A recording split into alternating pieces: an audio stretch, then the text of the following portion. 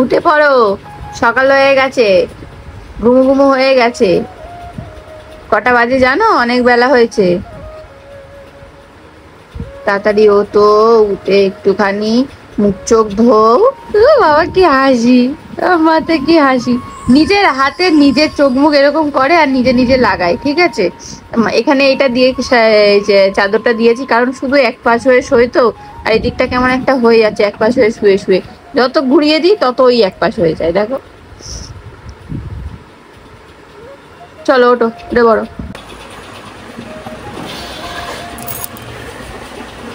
সকালে একদম ঝলমলিয়ে রোদ্দুর উঠেছে, আকাশটা একদম পরিষ্কার আছে, কিন্তু সাথে মেঘও আছে, দেখতে পাচ্ছ তো? এই পুজোর আগে আগে আকাশটা কিন্তু বেশ সুন্দর লাগে, নীল হয়ে যায় পুরো, আর এরকম দেখতে লাগে। Good morning everyone, welcome back to our channel. সকাল সকাল ফ্রেশ একটা ব্লগ শুরু করে দিয়েছি। আমি অনেক আগেই উঠেছি। মা কান্না করে না, এই তো এই তো এই তো। তো আমি অনেক আগে উঠেছি, কারণ মামাম বারবার উঠছে, খাচ্ছে, আবার একটু করে ঘুমাচ্ছে। তো এই সবে উঠলো, ও পটি করে দিয়েছে, ক্লিন করে দিয়েছি, এবার পুরো বডি ক্লিন করব। আর সৌরভও অনেক আগে দোকানে চলে গেছে। তো তোমরা পুরো ব্লগটা দেখতে থাকো, আশা করছি তোমাদের সবাই খুব ভালো লাগবে। কে ডাকছি? সিম্বা কাকা। ও, তো আমি গিয়ে ঝটপট করে ফ্রেশ হয়ে আসলাম, আর এখানে রেখে দিয়েছি মাম্মামের সকালবেলা সব জিনিস। মুখটা একটু পরিষ্কার করব, তাই তো মা? তারপর তেল মালিশ করব মাম্মামকে। এই ভার্জিন কোকোনাট অয়েলটা দিয়ে হচ্ছে মাসাজ করি। তোমরা জিজ্ঞাসা করছিলে যে কোন তেল মাখাও বা তেল মাখাই কিনা। ওকে স্নান করার আধ ঘন্টা আগে তেল মাখাই, মাখিয়ে মাসাজ টাসাজ করে রেখে দিই, তারপরে স্নান করাই। তো তেল মাখানোর পর আবার জিজ্ঞাসা করে যে সাবান শ্যাম্পু ইউজ করি কিনা। হ্যাঁ, যেদিন করে সাবান শ্যাম্পু মাখানো থাকে সেদিন করে মাখাই। আর এটা তো D3, 1 বছর পর্যন্ত এখন চলবে, তাই তোমার? ওটা সব বাচ্চা খায়, সাথে আমাদের বাচ্চাটাও খায়। চলো, এটা ফোটানো জল আছে। হ্যাঁ, কান্না কান্না করবে না কিন্তু, হ্যাঁ।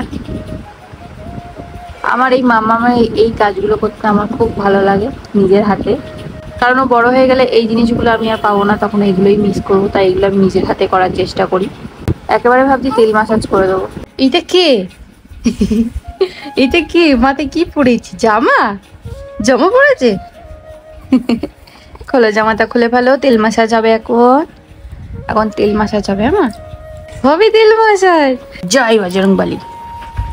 आसमान को छू कर देखो, इसको चूहे ने खाया, हाथी को भी मार भगाया। टमाटर बड़े मजेदार, वाह टमाटर बड़े मजेदार, कि दिन इसको पतलू ने खाया, मोटू को भी मार भगाया। কেমন করে দেখছে।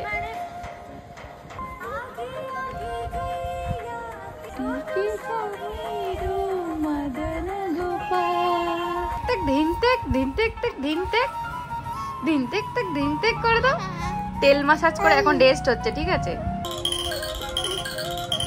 তো মাম্মামকে এখন আমি একেবারে স্নানই করে দেবো, কারণ বেলা হয়ে গেছে, 12টা প্রায় বেজে গেছে। তো বেকারে গা মুছিয়ে রেখে লাভ নেই, একেবারে স্নান করে দেবো। এই যে 2টো গামলায় জল নিই, যেদিন সাবান বা শ্যাম্পু মাখাই সেদিন 2টো গামলায় জল নিই। তো প্রথমে একটু সাবানটা মাখিয়ে জল দিয়ে ধুয়ে তারপর ভালো জল দিয়ে আবার স্নান করাই। আর এই গামলাগুলো এখন ছোট হয়ে গেছে, বড় হচ্ছে গামলা বা বাথটাব যেগুলো বাচ্চাদের পাওয়া যায় সেগুলো কিনতে হবে, তাই তো মা? মুখটা দেখো না, চলো করে নি নানি। গরমের সময় তো আরাম লাগছে। তো কাজগুলো দেখো, স্নান করে চুপ হয়ে গেছে, এবার ওকে খাইয়ে দেবো, এবার ঘুমাবে। সেই সকাল থেকে মামে ওঠার পর থেকে সবে একটু রেস্ট পেলাম, মানে বসলাম। ও ওঠার পর থেকেই তো ওর পিছনেই পড়ে গেছিলাম, পরিষ্কার করানো, স্নান করানো করতে করতে, রেডি করাতে করাতে মেয়ে আমার ঘুমিয়ে পড়েছে। তো ওর পেটটা ভর্তিই আছে। স্নান করানো আগে খাইয়েছিলাম, এখন একটু ঘুমিয়ে নিই, ঘুম থেকে উঠে তারপর খাওয়াবো। আমিও ঘুমিয়ে পড়লে টেনে তুলি না, প্রথম তুলে তুলে একটু একটু খাওয়াতাম, কিন্তু এখন ঘুমিয়ে পড়লে আমি তুলি না, ও ঘুম থেকে যখন ওঠে তারপরেই খাওয়াই। তো এখন আমি করবো ব্রেকফাস্ট। এই যে মুড়ি তরকারি নিয়েছি, পুরো 12:30টা বাজে, এখন ও ঘুমাচ্ছে, এই সময় না খেয়ে নিলে আমি আর খেতে পারবো না। তো চলো ব্রেকফাস্টটা সেরে ফেলি। আমার খাওয়া কমপ্লিট, মায়ের রান্নাও কমপ্লিট, মা গিয়ে একটু শুয়েছে। এখানে কি রান্না হয়েছে দেখো, এটা হচ্ছে বাটা মাছ মনে হয়, ঝিঙে আলু দিয়ে ঝোল হয়েছে। এটা কালকের চিকেন হয়েছে, গরম গরম ভাত, এই যে সব রকম সবজি দিয়ে চিংড়ি দিয়ে চচ্চড়ি, এটাই হচ্ছে আজকে আমাদের দুপুরের মেনু। আর এই যে দেখো বাবা বাবা কত বড় বড় আম নিয়ে এসছে। এখন ফ্রিজ খুললেই আম, আর এই যে লিচু। ফলের মধ্যে আমি আম অতটা না খেলেও লিচু পেয়ারা এইগুলো আমার বেশ ভালো লাগে খেতে। তো কাঁঠাল কিন্তু আমি একদম খাই না, বাবা কাঁঠালও এনেছে। তো আম কাঁঠাল লিচু এখন সিজন, প্রত্যেকটা বাড়িতে রয়েছে, সাথে জাম এবং জামরুল এইগুলো সিজন এখন। তো প্রত্যেকটা বাড়িতে বাড়িতে আম আর লিচু তো মাস্ট আছেই। তোমাদের কাদের কাদের ফ্রিজ খুললেই আম লিচু মুখের মধ্যে এসে পড়ছে অবশ্যই কমেন্ট করে জানিও।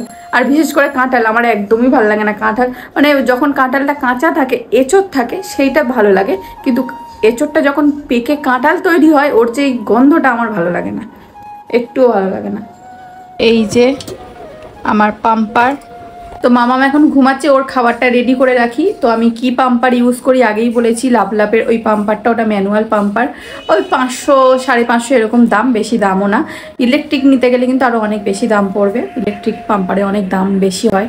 তো ওটা এখন আমি কিনিনি, কারণ কতদিন আমার লাগবে আমি ঠিক জানি না। এখন আমার এতেই কাজ চলে যাচ্ছে। তো যাই মেয়েটার খাবারটা রেডি করে রাখি, কারণ ও ঘুম থেকে উঠলেই ওর খিদে পাবে আমি জানি। ও মানে ঘুম ভাঙলেই ওর কান্না করে, ওর খিদে মানে খাওয়ার জন্যে। তো রেডি করে রেখে তারপর আমি যাব স্নান করতে।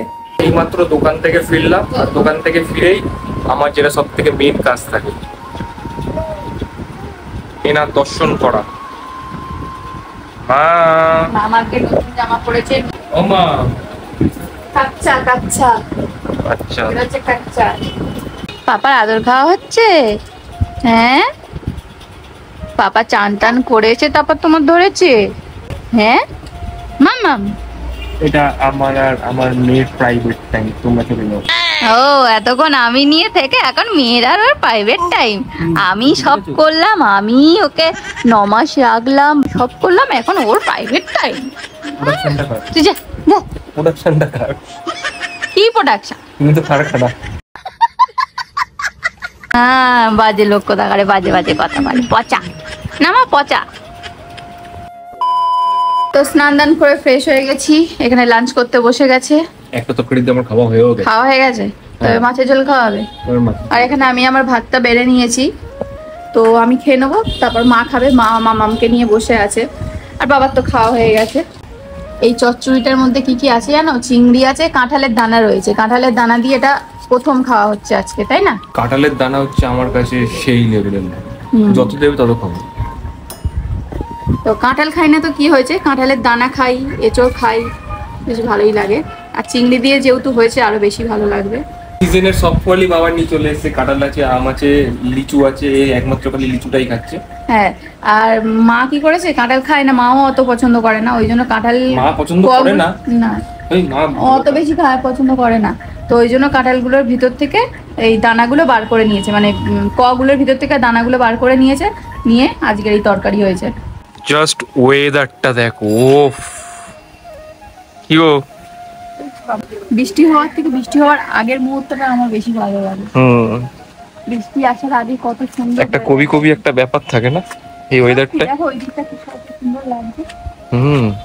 দারুণ লাগছে, কিন্তু ভালো লাগে আমার। এই বৃষ্টি হলে চারিদিক কাদা প্যাচপ্যাচে কেমন একটা হয়ে যায়, কিন্তু মানে বৃষ্টিও ভালো লাগে, কিন্তু সেটা রাতে যখন ঘুমাবো তখন বৃষ্টি হবে, আওয়াজ হবে, মানে সব যেন আমার মনের মতো হবে। ওয়েদারটাকে তুমি কন্ট্রোল করছো নাকি? আমি কে? প্রকৃতির কাছে কেউ কিচ্ছু নয়। সেটাই, প্রকৃতি যখন মারবে তখন সব দিক দিয়ে মারবে, বুঝেছো? হেভি লাগছে, কিন্তু ক্যামেরা তো দারুণ লাগছে।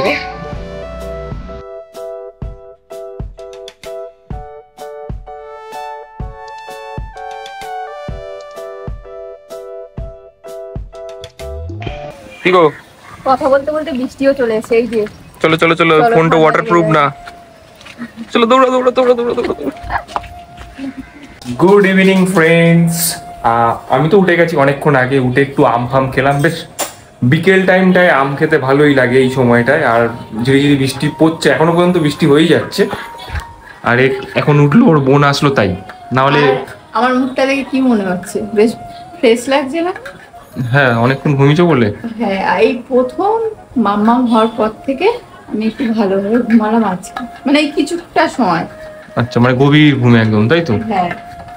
তো এখন করছি সন্ধ্যেবেলার চা। বোন এসছে, ওর একটু দরকার আছে ওই জন্য। আর এমনি আমাদের বাড়িতে লোকজন আসলে আমার খুব ভালো লাগে। আর ও তো আর কুটুম্ব নয়, ও সেটাই, বোন যখন তখনই আসতে পারে। এখন চলছে দুধ গোলা, এবার হবে চা। চাটা খাবো, তারপরে নতুন একটা পর্ব শুরু হবে। কি খাওয়া যেতে পারে আজকে, কি করে বলে মনে হয়? হ্যাঁ, তোমরা অনেকে জিজ্ঞাসা করছিলে, দাঁড়াও যে দিদি তোমার বাবা কোথায়, তোমার বাবা কি কি মানে আর দেখি না ভিডিওতে। আমি এর আগেও ব্লগে বলেছি, ক্লিয়ার করেছি, তোমরা হয়তো বুঝতে পারোনি বা সেই ব্লগ অনেকে দেখোনি বা নিউ সাবস্ক্রাইবার এসছো। তো যাই হোক, এই ব্লগে বলে দিচ্ছি, এরপর আর কোনোদিন ওইসব নিয়ে কিছু বলবো না।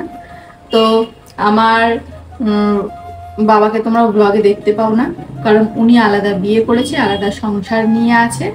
তো এর মধ্যে আমার কোনো দোষ নেই, কোনো ভুল নেই, কোনো কিছু নেই, তাই আমার বলতেও কোনো লজ্জা নেই, কারণ এর আগেও আমি বলেছি।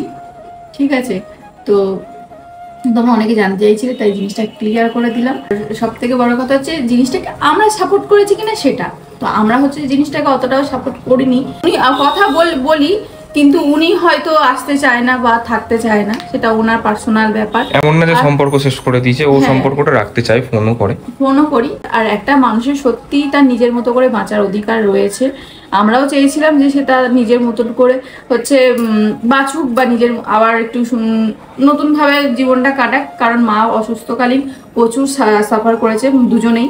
আমরাও তো করেছি, সাথে বাপি বেশি করেছে। তো আমরা চেয়েছিলাম যে বাপির আবার হয়তো বিয়ে হবে, কিন্তু কয়েকটা বছর যাক, একটু নিজেকে সময় দিক, কিন্তু সেটা বাপি করেনি। সেটা সে যেটা ভালো বুঝেছে করেছে। যাই হোক, তোমরা অনেকে জিজ্ঞাসা করছিলে, বলে দিলাম।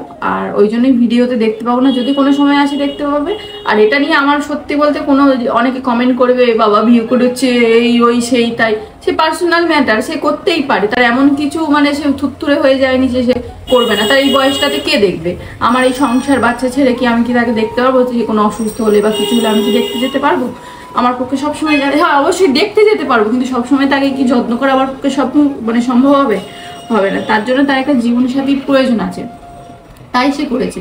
সে করুক, আমার অতটাও খারাপ লাগেনি, কিন্তু আমি জিনিসটাকে সাপোর্টও করিনি।